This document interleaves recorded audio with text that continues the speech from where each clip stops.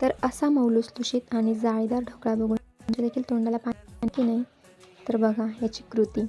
डाळ घ्यायची, तांदूळ घ्यायचे आणि त्या आपल्याला डाळ देखील घ्यायची आहे.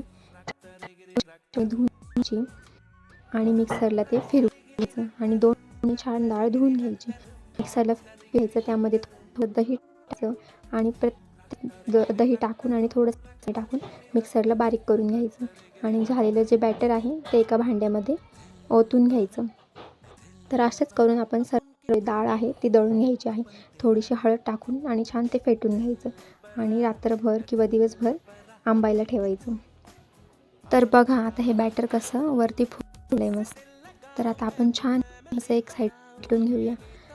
फेटून झाल्याच्या नंतर बघू शकता आपला आता बॅटर रेडी आहे. त्यामध्ये आपण 2 चमचे तेल, चवीनुसार मीठ, खाण्याचा इनो किंवा सोडा देखील तुम्ही त्याच्यामध्ये ॲड करू शकता.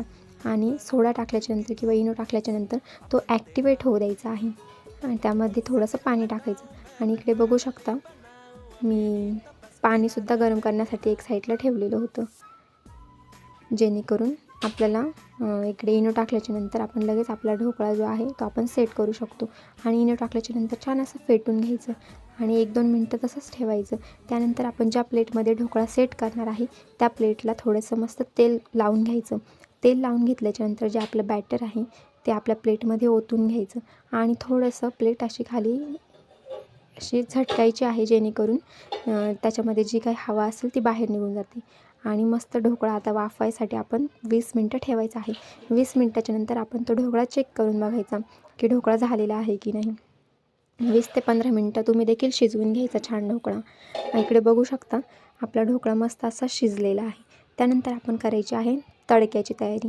तर तेल टाकलं, तेलामध्ये मस्त मोहरी टाकलेली आहे, त्यानंतर कट केलेली हिरवी मिरची टाकली आणि कोथिंबीर आपण वरतून नंतर टाकणार आहे.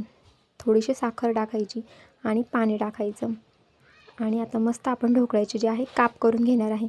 आणि गरमच असल्याच्यानंतर ढोकळ्याचे काप करायची नाही आहे, त्यामुळे आपला ढोकळा तुटू देखील शकतो. त्यामुळे थंड झाल्याच्यानंतर ढोकळ्याचे काप करायचे आणि आपण जो तडका बनवलेला होता तो वरतून तडका त्याच्यावर टाकायचा आहे. आणि मस्त मग हिरवीगार अशी कोथिंबीर वरतून पेरायची. कोथिंबीरने काय टेस्ट येते म्हणून सांगू. आणि असा ढोकळा तुम्ही देखील एकदा नक्की बनवून बघा आणि कसा झाला आहे ते मला कमेंट सेक्शनमध्ये सांगायला अजिबात विसरू नका. तर हा ढोकळा बघून तुमच्या देखील तोंडाला आलं की नाही पाणी, तर मग एकदा नक्की बनवा. आणि राहिलेलं जे बॅटर होतं ना त्याचं देखील मी इकडे परत ढोकळा करून बघितला, तर एकदम मस्त झालेला होता. तर या तुम्ही देखील खाण्यासाठी. बाय.